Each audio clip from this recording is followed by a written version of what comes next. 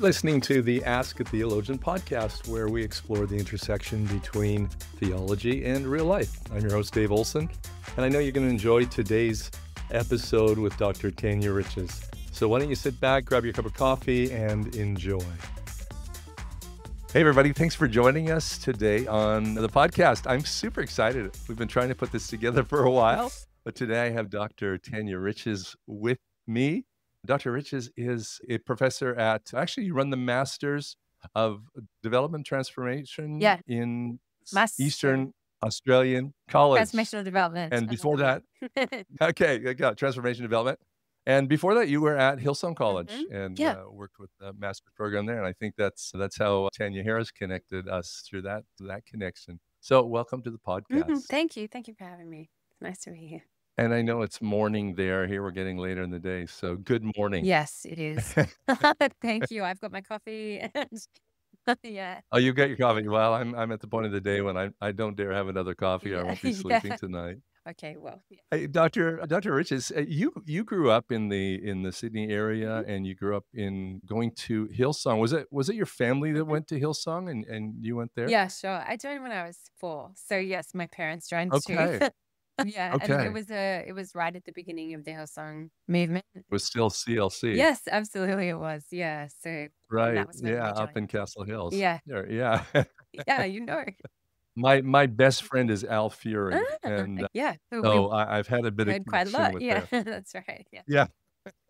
That's great. So you grew up there. What and you grew up performing. You were Yeah. part of the music. So what was that experience like? How did that shape your faith and your creativity? Yeah, absolutely. I mean, it was wonderful.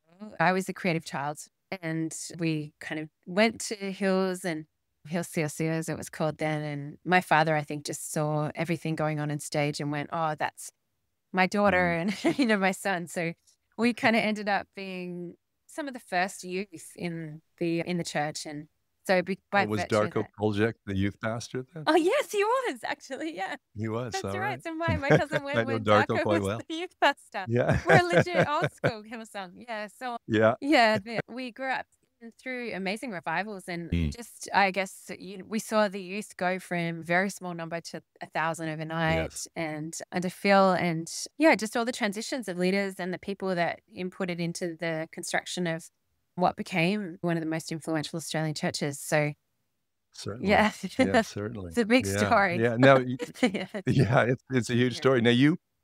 So you were quite involved in music. So then Yeah. what kind of pulled you into Yeah.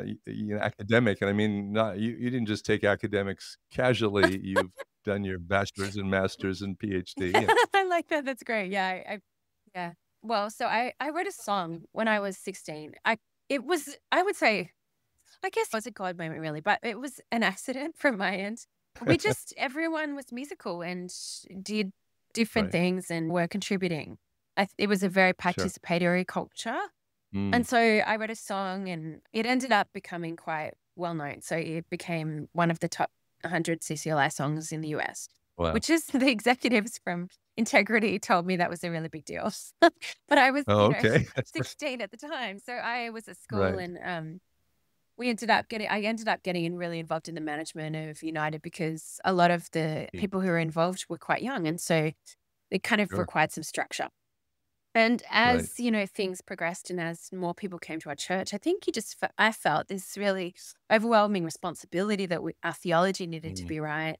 And we also There had we go. a number of critics externally. And No, never. Yeah. I mean, look, Hillsong having critics. Yeah. Yeah. I think when any church grows very fast in a region, I think you have Sure. pastors that are sitting there going, "But I've been doing this faithfully for so long, and my church Yeah. hasn't grown." And so, they do Yeah. look on with a little bit of, intention, like what's going on over here. Right. And I think, some of the critiques were, and, it's quite funny looking back on it now, but we were 16, 17 creating what one of the pastors, Mike Frost, who's quite famous, a Baptist pastor, he said was, "Jesus is my boyfriend music." And of course, that was exactly the era we were in. Jesus is my girlfriend, Certainly. Jesus is my boyfriend. Like, that's probably, when Yeah. you're 14, you're thinking Yeah. about who am I going to date? It was really contextual, but that critique really Sure. kind of set in, because the youth were now writing songs for the rest of the church. And not just for our Right. church, but for every church in our nation. So that Absolutely. responsibility really kind of pressed on me. And I felt like, oh, I need to go get some idea of why that's a bad thing. Why us writing these quite simple, catchy melodies and songs is not Right. really meeting the expectation of other pastors in our city, which is a bit of an odd Right. thing, right? To be Yeah. drawn Yeah. into So theology that so way. did you went to Bible college then? Is that right? No, so actually what I had gone to university and I did Okay. psychology and political economy, which was like, I That honestly seems a long ways from music. I know that's what I was doing when I was simultaneously involved in Hillsong United. I just really, that was my jam. I just felt God's presence on the university campus and just, yeah. Right. And so after that, I did a master's in theology. So I felt like that was kind of the right way to go. So yeah, I mean, that's probably not the normal path of people, but Bible I'm not college sure is a there's a great place to normal start. path anymore. Yeah. Yeah, yeah. Yeah, so I guess in terms of that, I did start at quite high level studies. And my intention was really genuinely to find a way to upskill myself. So I landed in liturgy Right. and I really wanted to be able to kind of work out what Hillsong could do that would possibly assist in us moving into something that was more holistic and that took into account the incredible liturgical tradition across the church, Right. the Right. generations. Yeah. Yeah. Yeah. That's I mean, that's a big space between liturgical church and Hillsong. Yeah, Um, and yet as I got into it, I realized there's people within the liturgical fields who wouldn't see many correlations, but right. the National American Academy of Liturgy, for example, was extremely gracious in opening its arms and Mm, saying free traditions, free worship traditions need to yes. reflect upon their liturgy. And Right. I think we could see rhythms. So even though we were all about the spirit, there was Mhm. also a lot of routine and ritual, and even, like, that Right, sure. word became Liturgy, yeah. something that really oh, yeah, it's liturgy, so whereas you might be thinking we were really concerned, and particularly under Darlene Check, we were really concerned about the flow of the service, and in Sure. particular, the emotional flow, because there was a sense of the goal is intimacy with Jesus, and so Yes. therefore there were patterns. And so during that time, I found some really great Pentecostal liturgists. Tanya Albrecht had Mm, already thought that through. So okay. thinking about what are Pentecostals doing when they enter in praise, um, Right, and there's right. these emotional kind of modes. So, and I think I got completely convinced when he started to talk about ceremonial mode, and you kind of realize Okay. throughout the Pentecostal service, there are these modes that Right. you kind of know the rules of. So you know that Yes. you're coming in and play and joyful exuberance is kind of the start of the service. But as it progresses over time, you go through potentially like penitent surrender. There's all of these different modes, Right, but eventually you end up at the right. ceremonial mode. And that's when the announcements occur, right? And you think, Yeah. we've gone so far emotionally in this short 20 minutes at a time or 30 Yeah. minutes, depending on your different tradition. But in a contemporary megachurch context where you're trying to get people into the service and out, it's starting to Right. get shorter and shorter, but you've done this huge Yeah. emotional wave. And that, yeah, I guess I just realized, oh, that's very ritualistic. So it's not, in a Mhm. sense, like, I think for me, the word ritual became something that was really beautiful. Like, we all have everyday rituals. We go to the coffee shop and get our coffee, or Yeah. that can be really beautiful too. So I started to really see a lot of those resonances. And that was kind of what I ended up really kind of spending some time on and thinking about was how Hillsong was doing these things and how they were actually Right. Pentecostal in their approach. Yeah. Yeah. I think a conversation I had with Stephen Felix Jaeger, I don't Mhm. know if you know Stephen, but, Yeah. he was the first one that said to me, he said that, for Pentecostals, we view worship sacramentally. Yeah, In the absolutely same right. way Mhm. that, liturgical, Yeah, church would view the Eucharist that's right. as a grace of God, we view it the same way that Yeah. God comes to us in that. And I think that's why it was so important to get some theological basis was that this is really the moment in which we experience God. So if Yeah, we want to be, we were very careful about saying, well, we really want to be experiencing God as God really is, not God as we imagine God Yeah. to be. There's this sense of, Yeah. well, then you have to be thinking theologically, don't you? And you have to be kind of I do. guided by the ancients and guided by the generations of theologians over time that have helped put some structure around that. And it doesn't have to be Of course. necessarily an old world language, but just, Right. yeah, just thinking through. So how do I know? How do I know that when we've got this really incredible moment of worship where everybody is just really on fire and we're connected, what are we Yeah. actually connecting to, and where does that Sure. energy go to, and how are we Yeah. forming? Because I think in Great some ways questions. in the Pentecostal experience, it's a very fluid space. Yes, And for sure. so someone can walk out of worship and have had an encounter with God that is very personal in a different way that someone else walks out and has a personal encounter. Right. And that I think is Yeah. a really great benefit. We'll talk a little bit about some of the ways in which those spaces have become really powerful for marginalized people. Mm. But I also think the communal narrative and the way that we're structuring, the way we think about what's happening among us is also really Right. important. And who we consider God to be and how we talk about God's presence in that space when everyone's Yeah. having these individual Yeah. moments is also really Right. powerful. Yeah. It's individual, but it's also community. Yeah. Yeah. How do you find the reception when you started bringing the theological terminology Yeah. and the liturgical ideas? Yeah. What kind of reception did you get? Yeah, look, I'm not sure that I did it particularly well, and I'm not sure that I think particularly because it was really early into the idea that any Pentecostal could be a theologian. But Right. it was a mixed reception. In some ways, it was maybe not every pastor understood me, but I will say beyond in the academy, I think Right. there was a sense of collegiality that was just so Sure. potent for me that it made sense of it. And it didn't really in the end matter as to whether people liked. Right. I can't tell you how many times people have said, we don't have any ritual here, which I'm Right. like, Sure. okay, sure, do it differently and see whether everyone is okay with that. Just go ahead and move the announcements to a different Yeah, spot of the yeah, right. service. Do that. See if you have a ritual. Yeah, So, exactly. I yeah. it I sometimes wonder if, as Pentecostals, because we're really a restoration movement, or we see ourselves as a restoration movement, at least in early stages, Mhm. that, the idea of anything old, well, Yes, we're restoring the original, that's um, right. although I didn't hear many people talking about the Didache until recently, so Yeah. anyway. No, but and I think that that is such an important thing to note because the perception of what is happening in someone's mind when they're a part of a Pentecostal church, I think is really beautiful. But as a Yeah, theologian, I was starting to go, well, yeah, okay, maybe you are restorationist, but you've got smoke machines and a lot of media. And so you're capable of doing other things. And yet it doesn't always right. link to necessarily looking at the liturgical texts and how those possibly could be helpful for the Pentecostal communion. But I suspect yeah, I suspect if you had suggested the church calendar that would begin to follow a lectionary, that might and have that's where I been too far. started.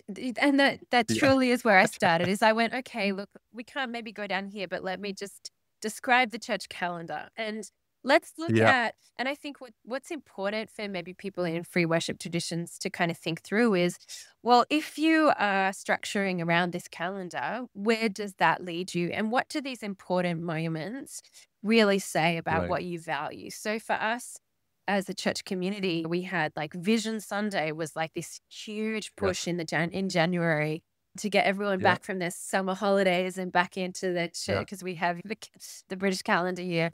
And so we would be really excited about vision. And then there yes. was another portion of our annual year that was really about finances, so heart for the Mhm. house. And Sure. then Yeah, about you're just driving our church. It's, it's right. the same, yeah. Yeah. And I think it's really important. And then also it can be really helpful to also look at the ancient calendar and what I realized, okay, so in 400, there was a sense of this is what we should be gathering around. And we did have a lot of those things mapped together. Like, so the Right. generosity of the saints is an important thing, and it's definitely biblical, Certainly. but it's just Yeah. how that works within a neoliberal context and versus the ancient Mm, Christian context, and bringing right. people back to, well, these are our values. It's not about how much Right. money we can show. It's actually about our generosity and cultivating these virtues within us that are so much more powerful and so much a part of the Christian discipleship process. And if we can come back into those, then I think Right. we remember who we really are as Christians. Yeah. Yeah. And I think with the using the lectionary too, like the Common Neck lectionary, Yeah. whatever, it keeps us from kind of majoring on our own pet topics. Yeah. Yeah. Because when we're topical, we Yeah. tend to, like you say, this is generosity, this is vision, Mhm. this is, now we'll hit prayer for 4 weeks, but then we miss a whole lot of stuff. And I end up with the church like I have going through COVID. Right, right, where you're going, "Why? Why would you we said this and you took that," and yeah, exactly. Yeah. Yeah, and I think you're speaking my language. But also, I think I reserve this little place in my thinking where there is a place of Pentecostals to contribute back to those discussions too. And Right. I think Yeah. that's where this joining the table and saying, "Look, I'm never gonna be I can use the lectionary, but I'm never gonna use it like a Roman Catholic or Yeah. another denomination is." Yeah. Experiential worship is the lens by which I approach my tradition, and the tradition has formed me in that way too. So I think that also helps for ecumenical dialogue in recognizing Right. that even though I can use the lectionary, I'm still at heart Pentecostal, and there are these important contributions that we bring from that perspective. I think to me, one of the most important things, not the lectionary per se, but what I hear you saying is we have to find a way in our Pentecostalness to still be connected to the history of the church. Yes. Yes. And Yeah. I mean, we have Tanya Harris in Mhm. common, and Tanya did her work on the Pentecostal experience and Yes. finding the help for it in the Catholic tradition. Yeah. Daniel Costello, he talks about that Pentecostals are really part of the mystic tradition Right. of Yeah. Christianity, and, Yeah. that's just kinda mind-blowing, Yeah. to realize that we're not the only ones. Well, right. And I think that's exactly where the exceptionalism is, where we're not our Mm, best self. That's where we end right. up overreaching. And I've been so grateful to experience the spirit in these other traditions and Yeah. realize each of these are facets of God's nature. We're not out there holding, we are the best and the only. Like, this is not how I think God wants us to be one together. We shouldn't be doing that, but it seems in some ways like it's almost part of our DNA. Yeah. Yeah. We have something nobody else has. Yeah. And that Uh yeah, that part of us is definitely something to reflect on. That's put very kindly. That's put very kindly. Now part of your studies, and I know you talked about your master's, you went to do your Yeah. PhD as well with Fuller, Mm.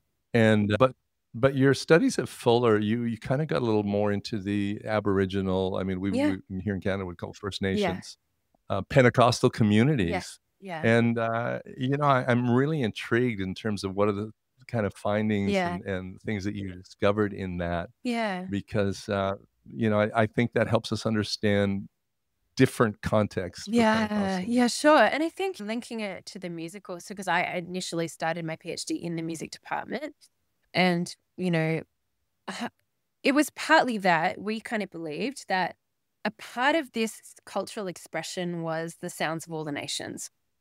So we were like, however I you love it. praise God, do it to the best of your Yeah, ability. And so we would have all kinds of people come through who did what they did. I can think of Irish preachers and all these different sure. cultural expressions. And because of Australia, Sydney is a very multicultural city. And so Yes, it is, um, yeah, yeah, certainly there's some kind of dynamics around that. But we did have these in the early days, we had Aboriginal and Maori and these really right, significant people come through.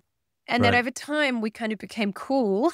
And that aesthetic is not cool, right? So you kind of have this sense of Mm, where actually you now have these rock bands and guys with hipster haircuts, and it right. changed. And I guess for me Yes. personally, I had found real just beauty in being able to have these mutually beautiful times of sharing culture. And Yeah. so I remembered back from that time that there had been contributors but as time went on, I think the way that we engaged with the Aboriginal community was like through a deficit lens. So we were very Mm, clear about Aboriginal people in housing estates, and we had these stereotypes. sure. And so I guess I started my project. I just wanted to find out, what does an Aboriginal-led church look like? So if my pastor was an Right. Aboriginal person, what would my church be like? It's kind of Right. the Right. personal underlying question around it. Yeah. Um, Yeah. and so I landed in a place called the Gold Coast, which is like the most beautiful Yeah. beaches in It is Australia. And beautiful. my Auntie Sandra and Uncle Will Dumas connected with me, and they kind of took me under their wing. And then I did this project that Okay. was a national project that looked at 3 specific churches, but I went to a whole heap of places. Yeah. And yeah, I guess so in terms of the findings, I think I was really deeply moved at how competent and how incredibly wise Aboriginal leaders were. Mm, That there was this sense that I had walked in with a deficit mentality. right. And in fact, I found this unbelievable wealth and depth of resource. And Yes. so Wow. an Aboriginal pastor, when they're walking through the town, like Uncle Will, so that Auntie Sandra and Uncle Will adopted me. And so I am now their daughter in Okay. God, Aboriginal you hope. relations. But it's very overwhelming for me as a settler Australian. I- And so Wow. the impact is, I mean, it would be, there are few white or non-Aboriginal pastors who could say that they genuinely Right. mentor 250. So Yeah. it's an Wow. Yeah. extraordinary national ministry. But so Uncle Yeah. Will called me, so he's on the phone and he's just walking down the street. And I actually just began to cry because as he's going, he's talking, like he goes, "Oh, sis, how's your brother going?" And she says, He knows "Not good." everybody. And he goes, "He needs to go back Yeah. to prison. He needs to, like, he's a danger." And then on the other Wow. side of the road, someone goes, "Uncle, uncle," and tells him, like, he's giving money out as he walks down the road. He is literally the linchpin of how these communities Mm, operate.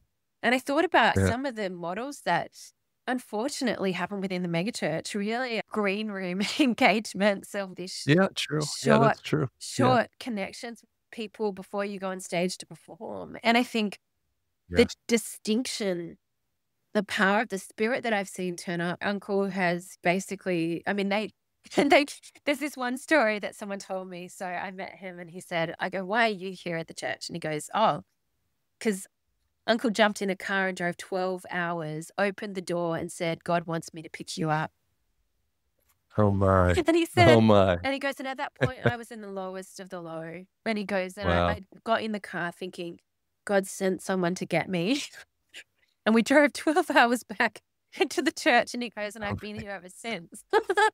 And I guess I thought, oh, how many pastors would do that? Like, how many pastors would Mm, be open that's to true. hearing the Spirit in those ways? And yeah, to doing those interruptions are a part of life, but they end up being extremely fruitful for communal discipleship, for engaging Sure. with your outside community. It's not just inside the walls of the Yeah. church. There's all these ways that the church is empowered when you have leaders with extraordinary capabilities like that, I guess. Now, have you seen similar kind of things? You're working more with development, Yeah. and Yeah. Yeah. have you seen that in other cultures outside of the Aboriginal, Australian or Aboriginal? Yeah, for sure. I mean, I'm marking a dissertation at the moment from a Coptic monk. And he Okay. is Oh, talking cool. about it's called Bless. It's like the bishopric of something. The Bless Okay. is the social engagement arm of the Coptic Church. And I would Okay. say that has a similar resonance around it. There's a sense of, Mm, within many of these indigenous cultures within right. Christianity, we see this. Yes, a sense of interconnectedness and relationship that drives Sure. just these very beautiful expressions of who Christ is within communal contexts. Yeah.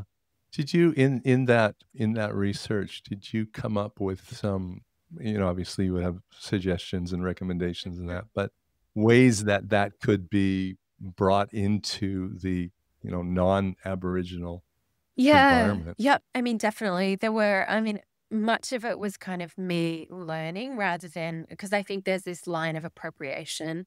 So in many ways, Yeah, I've sure. really encouraged non-Aboriginal contexts to find their local connections and to especially. So Uncle said this to me the other day. He said, these leaders have been serving in their communities for decades without thanks. Right. And so even if it's Mm, just a matter of going to, if you have local First Nations churches or pastors right. or if even land councils, those kinds of things, just appreciating the work that they do can really Wow. be an Yeah. open door to becoming more competent and more engaged, I guess, as, Right. as settler peoples. I think, Yeah. we Yeah. learn a lot by amplifying the voices of Aboriginal leaders, of First Nations people. I guess, the other thing is just that there are some really clear values that I thought were really important to note. And one was, so yarning was a particular way of engaging within Aboriginal spaces. Yarning, you'll have to explain that for our Yarning, Canadian yes, I audience. will. So yarning, yeah, to yarn means to have a conversation. So this is a yarn. And Okay. so, but there are different types of yarning. And so you can find within the literature and within practice in these communities, there's yarning for different reasons. So you might have, Okay. so this yarn is an educational yarn. It's not just us getting together and Well, chatting. hopefully it's educational. Educational, It's well, I it's a hope. fun yarn too. Yeah. Yeah, yeah. So I mean, there's lots of aims within a conversation, but like Aboriginal people have an intuitive sense of why conversations need to occur. There were really important yarns that we had outside in local space. Within that context, we're listening. My Aboriginal dad, he would be listening in the power of the spirit as well as listening with his normal Mm, ears, is how I kind of wow. say. Yeah. And so Yeah. it's not just about listening to what people say, but also listening to what else is going on. And I think that's a really Right. powerful thing that particularly Pentecostal Absolutely. churches, we have that in our DNA, but we don't really Yeah. think about it and engage it. I think we think the spirit needs to move in our services, not in our Yes, yarns. sure. And no, that's a really important point that I think you're right. We think about that. That's what happens in services. Yeah. And But if that happened in our day-to-day conversations and interactions, yeah. that is where God wants it, right? That's right. Yeah. And I think we do see that through the history of the Pentecostal church is that Mm, conversations can be sacramental. And sure. I think that's where we probably haven't got a fully formed theological articulated position on this, but it's in our Right. practice and it's certainly in what I saw and what I saw was really effective. So that was one. And then also inclusion or welcome was another really strong value Okay. that Aboriginal people Yeah. held. So in Australia, we have these, it's kind of now a part of just ordinary life. So you would say, I acknowledge the people of the land that you were on before any formal Right. meeting. Sure, we do that here too. Yeah. Yeah. So Mhm. we, Aboriginal pastors, they were like, acknowledgement is important, but the greater value is welcome. And so, Okay. which they sometimes described of as inclusion. And so there's this really powerful symbol that I have in my head because I ended up working Yeah. in disability studies. But during one of the church meetings I went to, I was standing there and I realized that this guy in a wheelchair was doing communion. So he's handing out the emblems. Right. And then I realized Yes. he always did communion. I kind of reflected. I was like, oh, this guy is like the communion guy. So Yeah. I just ask someone in passing, and they go, "Oh, nobody can do it as fast as he can," because he was in a Oh, really? motorized wheelchair. And I thought, isn't that Okay. so interesting? Because they've assessed his Yeah. capabilities. So they've assessed him Yeah. as being extraordinarily fast at Yes. doing communion because he can Wow. put everything onto his wheelchair at once, and he takes it all Right. at once, and he can just distribute it. So he's the best person to do communion. And this is in an Aboriginal Yeah, this church? is in an Aboriginal-led Yeah. church. Wow. And so they had Wow. gone So looking at disabilities completely different totally for in that differently, context. right? So you would Yeah. say normally, I guess within our Western compartmentalized mind, we would think, "Oh, poor guy, we need to pray for him to be healed." But instead, Yeah. they've gone, "What, this guy has a capability that nobody else can do." And so that inclusion I see. and that idea of Yeah. someone being in meetings with these capabilities, no matter how they might look to other people's eyes, is a value that I think also is in Pentecostal churches, but Yeah. maybe we need to reignite. Interesting that observation. I mentioned W. David O. Taylor Mhm. earlier, and in his book, A Body of Praise, he uses it, or he talks about Moses's disability, that he couldn't talk, and he said, God didn't take that away. Yeah. He actually left it there because that required Moses to be dependent on somebody else and to Yeah. be community to reinforce that. And I feel like that's just the communion on the fast wheels, so to speak, my Yeah. grandkids would say. And it's just a beautiful example of that. Yeah, and I think we've kind of cherry-picked all the examples where they're like, and we understand why we're in a cultural context that really values success and Yes. efficiency and all these values, but Yeah, of course. there's something greater about saying someone can be good at some things and also have needs that the community needs to step in Mm, and assist with. sure. That Right. interdependence. And I think if you start from that frame that everyone is Yeah. interdependent, then you can start to think about what someone could give and what they can do as being a part of a communal picture rather than And just individual success and ambition and all of these things. We think yeah, yeah. limitations, And but they think and I think capabilities. the church should be the most well-positioned to do that Right? because we talk a lot about community. Yeah. We just need to look at some other examples. Yeah, that's right. And you see it through the biblical text, right? They don't see these self-starting, incredible people. Like I look at Right. Gideon or I look at Ruth or I look at these people who are just,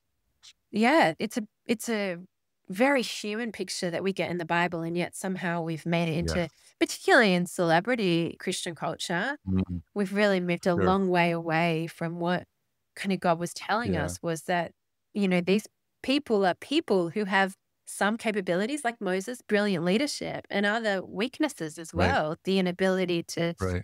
speak in public, which is an interesting picture for our models right now, isn't it? Yeah, yeah, and, again, I think one of the thoughts that has come across my path lately is just the when you're talking about that context is that we expect people in the Western culture to learn propositionally, listen to a message, Right. but there's a whole lot of more holistic learning that I hear you describing. Yeah, that's right. And I think the way that the elders described it to me was that they are always observing. So when the Mm, hun it made me cry because I just thought of how beautiful it was. I mean, it maybe this whole project made me cry a lot. But I imagine. they said one elder, she was like really preeminent, like respected elder in a community, and she told me that when children were playing, they watched children to see what their natural Mhm. capabilities were. So they said there was Oh, wow. little children who would, if someone else fell over, they would always be there helping put the band-aid on, and they would then say, okay, that's the person to whom we should give the medicine knowledge and the information about Yeah, botanical plants and how that could be used to yeah, assist in the community's healing. And then she said, and if there yeah. was a little boy who was policing all the games and would always go back to the rules, she would say, that's a little lawman in the making. And so they would, I have a grandson just like do that. you? Yeah.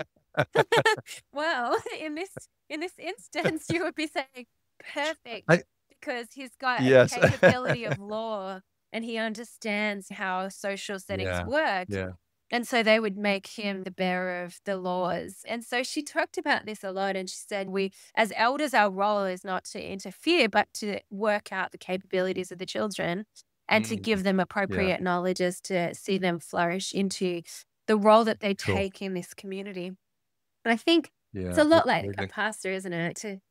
Yeah, To have that. I'm not here to be the front and center voice. I'm here to observe right. your capabilities and to see you grow into everything that you're meant to How be. can I empower you? That almost Yeah. sounds biblical, Oh, doesn't it? yes. Yeah, that's right. And I think that's the thing is that whereas many Christians would be very suspicious of Aboriginal Mm, culture and context, because in our history, Christianity and the British colonial yeah, story came yes, together in many ways. yeah, It yeah, came around them yeah, and before and after. But for many of the people yes. in our churches, that there's a sense of, well, we came to civilize Aboriginal people. Yeah, yeah, So yeah, to see God yeah, moving exactly. in Aboriginal culture and actually maybe in some ways to be moving in Aboriginal culture in very particularly beautiful ways that can challenge our context. Yeah, I think that is a bit of a surprise for some Christians, but I I love definitely, it. I promise, if you go and connect with an elder, Yeah, there's It'll change you. yes, yes, it changed Yeah. me. And I know Yeah. that for almost everyone who works in this space, I think we just get profoundly just I guess there's a sense of God is with the marginalized. Mm. Yes, of course. Of course. And Yeah. so those Yes. who are on the edges of our society, those who look like the disciples, those who are the people who are the forgotten and the lost, and God is Yeah. already with Yes. them, is Yes. something maybe that Yes. Pentecostals maybe we didn't really get that as much in our I teaching. think there's a few Pentecostals getting that Oh, though. definitely. And I'm not, And yeah. it's just more Yeah. this sense of a reminder that God is, I think sometimes we can get mistaken that God is with the successful. God is with the Right. those who overcome. Sure. There's it, God Yeah. is with the Yeah. triumphant, but God is actually also with the marginalized. I think Terry Chris, I don't know if you know Terry. Yeah. Terry used to be Hillsong, right? Yeah. His XP is one of my best friends, but Terry's book, oh, what's it? It's about Samaritan. Suddenly can't remember. But one of his closing lines is, "We think that we are taking God to the Right. marginalized." He said, only to discover when we get there that actually we weren't taking God to the marginalized. We were just going where God already was. Yes. And it's Exactly. such a beautiful picture. It's such a Yeah. beautiful picture. Dr. Riches, we could talk For sure. forever, and I think we got 2 Yeah, questions sure. through. But this has been so enlightening. No, this is so fantastic. I love it. Mhm. I'm just wondering, now you published your dissertation, Yeah. did you? Yep. Or Yeah, I have. how if people in that are listening would like to get a hold of that, how would they get a hold Yeah. of that? It's a monograph, so it's a little bit so probably you might wanna ask a library to purchase it for you, but it's available Okay, yeah. via Braille. Oh, Brill, Yeah, okay. so Yeah, it's it's about very $100 then in that yeah, case, that's yeah. right, yeah, so just ask a library in your local area to purchase it. Yeah, And yeah, they there's bring also it in, online yeah. versions as well, so you can take advantage of that, I think, as well. Now Braille's gone online digital. Yes, they have, yeah. If people wanted to, I know you did a lot of research and a lot of it was hands-on, but if listeners wanted to kind of read into, find out more about, God ministering in other cultures, in to the disadvantaged, all that kind of stuff, where would you point them? Is there resources that you would point them to? Yeah, that's a really good question because I've been so busy in our Master in Transformational Development. If people are listening and they're engaged in community work and they want to do theological study, our Yes. degree is a really good way to do that while remaining in your role in terms A of little like, shout out to Eastern College, yeah, yeah. yeah. And, we go into that really in depth and Okay, in yarning. So we use dialogical okay, methods. In terms of okay. published things, I think I have a Google Scholar page that has links to articles and things. But So hopefully, yeah. if we look up your name in Google Scholar, Mhm. you've got a page for the Yeah, okay, yeah. that's great, Yeah, that's great. right. There's lots of things that I've written. They're much more on the academic end, but hopefully over time I'll get some space and time to write a book that I can bring to events like this and say, here, buy this. I've been doing a Well, lot of it's other a things. writing a book's a lot of work, and, you're busy enough as it is, I am sure, with 2 young kids and, teaching full time and all the rest of that. You're busy, busy, so, Yeah. don't stress on the book. Yeah. So uncle said, Tanya, we need to write a book together. So at some point we will. But yeah, I think it's just really my calling has been to try and help those who want theological education and Yeah, to yeah. do the work. And out of that, we'll tell the tales down the track, I think. I think so too. I think so too. So listen, this has been unbelievable. I've just loved the conversation so Thank you much. for It's having been so me. much fun. Thank you. I know it took us a while to put this together, but thanks for taking the No time, worries. out of your schedule, which I know is busy, but thanks for taking the time out of that to be with us today.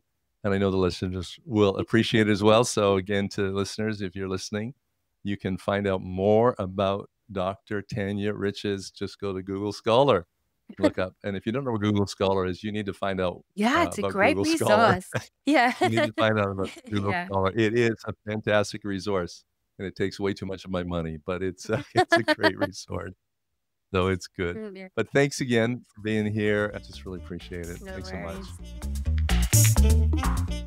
Thanks for tuning into the podcast today. I really hope you enjoyed the conversation with Dr. Riches as much as I did. If this is your first time listening to podcasts, I'd love if you hit the subscribe button. It'd be great to have you join us along this journey as well. If you have time, give us a rating on the platform you use. That'd be just super helpful in us getting the word out. as well. If you want to follow us, we're on Instagram. We're also on X. But if you'd like to leave a comment or you'd like to shoot us a message, maybe you've got an idea for somebody, theologian, that you'd like to hear on an interview or a particular topic you'd like discussed, shoot me an email at dave@theaskatheologianpodcast.com. That's Dave at theaskatheologianpodcast.com, and we'll do the best to accommodate you. So thanks for listening again, and we will see you next time.